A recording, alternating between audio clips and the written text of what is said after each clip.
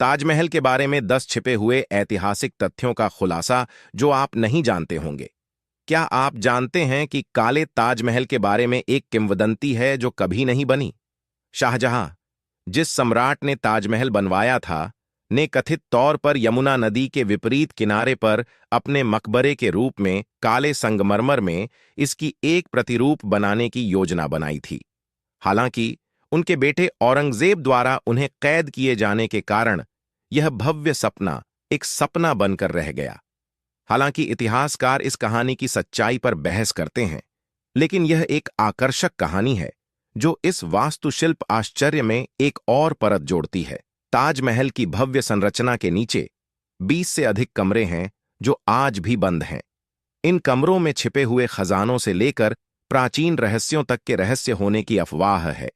कुछ लोगों का मानना है कि इनमें मुमताज महल की असली कब्र है, जबकि अन्य का अनुमान है कि स्मारक को कमजोर करने वाले कवक के प्रसार को रोकने के लिए उन्हें सील कर दिया गया था।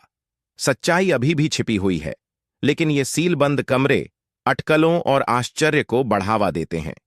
क्या आपने कभी गौर किया है कि ताजमहल पूरे दिन कैसे रंग बदलता है?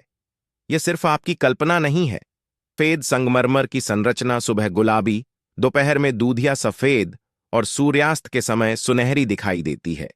यह जादुई परिवर्तन संगमरमर की परावर्तक प्रकृति और बदलती रोशनी की स्थितियों का परिणाम है। ऐसा कहा जाता है कि इसे सम्राट शाहजहां के बदलते मूड को दर्शाने के लिए डिजाइन किया गया था, जो दिन के हर चरण में मुमताज महल के लिए उनके प्यार का प्रतीक है। जबकि ताजमहल भारतीय विरासत का एक सर्वोत्कृष्ट प्रतीक है, यह फारसी वास्तुकला से गहराई से प्रभावित है। वास्तुकार उस्ताद अहमद लाहौरी फारसी वंश के थे और आप ज्यामितीय पैटर्न, बगीचे के लेआउट और समरूपता के उपयोग में इस प्रभाव को देख सकते हैं। दीवारों, मेहराबों और गुंबदों पर अंकित कुरान की आयतें फारसी स्थापत्य शैली की प्रतिध्वनि है, जो इस उत्कृष्ट कृति को बनाने के लिए मुगल तत्वों के साथ खूबसूरती से मिश्रित हैं।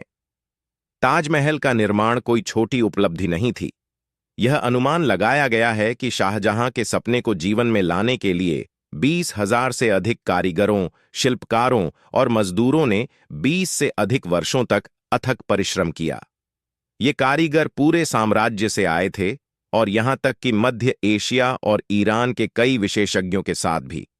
उनका अविश्वसनीय कौशल और समर्पण ही ताजमहल को न केवल प्रेम का स्मारक बनाता है, बल्कि मानवीय रचनात्मकता और शिल्प कौशल का एक प्रमाण भी बनाता है। यहां एक कम झात तथ्य है जो आपको आश्चर्यचकित कर सकता है। ताजमहल की 4 मीनारें पूरी तरह से खड़ी नहीं हैं। उन्हें जानबूझकर थोड़ा बाहर की ओर झुकाने के लिए बनाया गया था, और यहां कारण बताया गया है, यह चतुर डिजाइन भूकंप के खिलाफ एहतियात के तौर पर बनाया गया था। यदि मीनारें गिरती हैं तो वे मुख्य मकबरे से दूर गिर जाएंगी, जिससे परिसर का केंद्र बिंदु सुरक्षित हो जाएगा। यह मुगल इंजीनियरों की वास्तुशिल्प दूरदर्शिता का एक सरल उदाहरण है। ताजमहल का उद्यान केवल एक सुंदर परिदृश्य से कहीं अधिक है।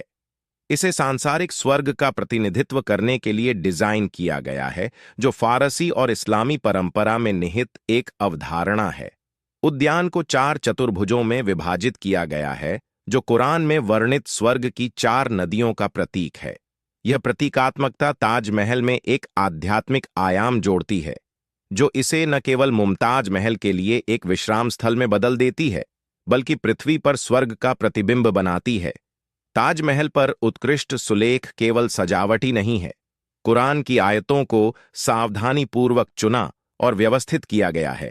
उनके आकार को जमीन से एक समान दिखने के लिए समायोजित किया गया है। लेकिन यहां रहस्य है। कुछ लोग मानते हैं कि आयतों का चयन यादृच्छिक नहीं था।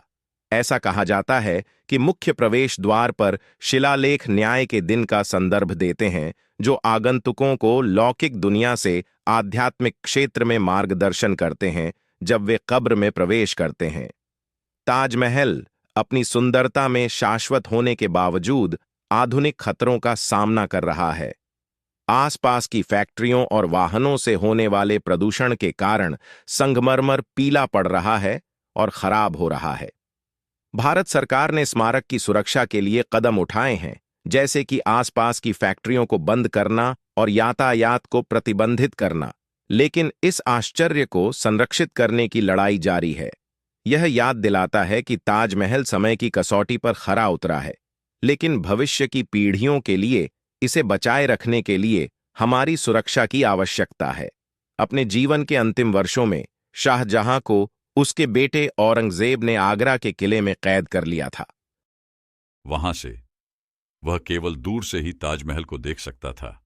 ऐसा कहा जाता है कि यह दृश्य एक सुकून और पीड़ा दोनों था, क्योंकि वह मुमताज महल के लिए अपने अमर प्रेम का प्रतीक स्मारक देख सकता था, लेकिन उसे देखने नहीं जा सकता था।